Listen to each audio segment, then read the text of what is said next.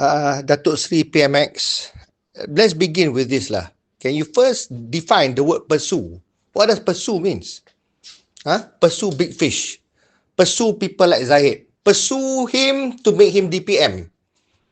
Pursue him by letting him off of his 47 DNA cases. Is it?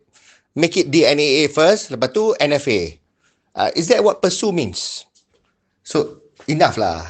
Stop kencing lah. Kencing kat kita siapa? We voted you because we wanted reform. So, what big fish you want to go for? Big fish that doesn't support you. Siapa tak support you, that's the big fish that you want to pursue or put into prison, is it? Macam mana tu? How does it work? Explain, please.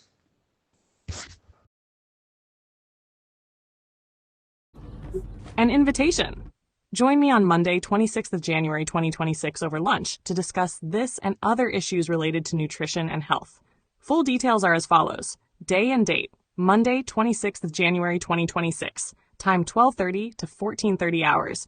Venue Cafe MAB. Address Malaysian Association for the Blind, MAB. Jalan Tabing off Jalan Tun Sambanthan 4 Brickfields, 50470 Kuala Lumpur. Attendance.